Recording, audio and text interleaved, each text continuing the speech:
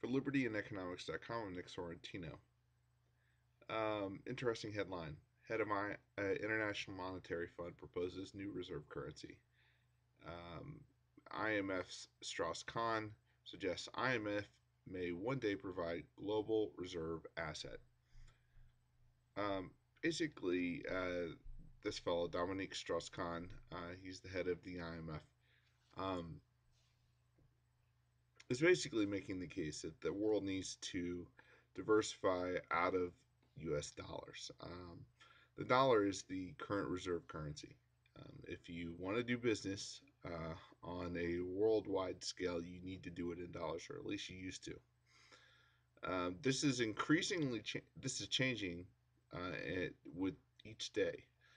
Um, the dollar continues to weaken as we continue to run up the deficits, um, or the deficit. Um, we have spent beyond our means, and we have taken this great country and our currency and basically abused it. Um, the world is increasingly recognizing that the dollar is not as valuable as it used to be,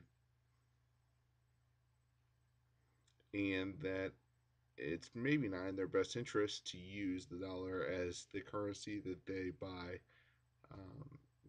say their fuel in. Now, this is an important point. Um, why is the dollar the reserve currency? Well, we basically back the dollar with a very precious commodity, and that is lead, meaning bullets, meaning we have the most powerful military in the world. So people had better use the dollar.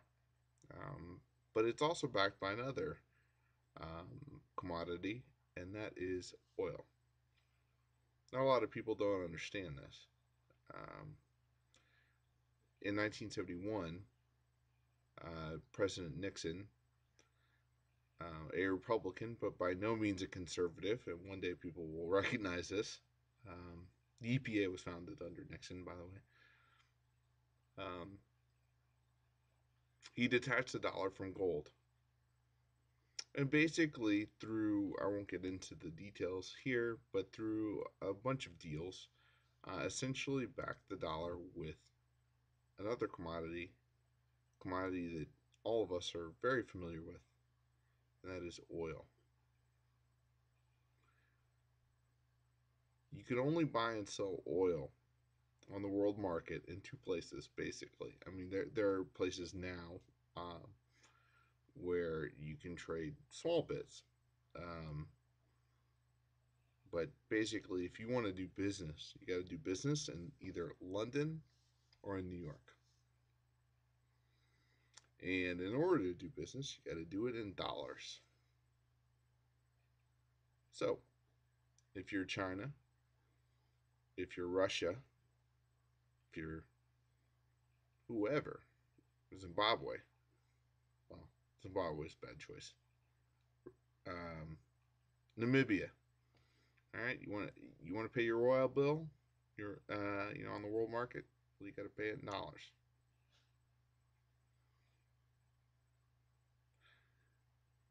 What that means is that we can, as a country, continue to print dollars hand over fist, and people will continue to take it because they need it so that they can pay their oil bill. But basically, people are wising up to this fact. In 2002, there was an article. I forget the name of the guy, but it was there was a speech actually given in Malaysia. It was dollar hegemony has got to go. Um,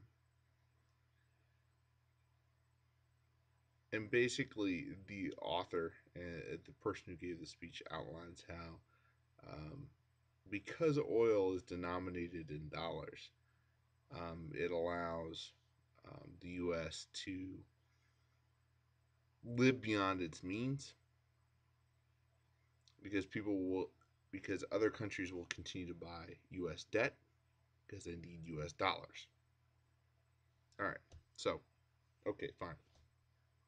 What does that mean for you and me? Well, hey, if the world decides that they don't need dollars anymore, that they can do business in other ways, we got a problem because because the U.S. government on a month-to-month basis is basically run. We have treasury auctions each month, and basically foreign uh, countries buy our debt month to month so that we can continue to run the government. If and one of the reasons why they continue to buy our debt is because they need dollar denominated assets because they need to be able to buy oil.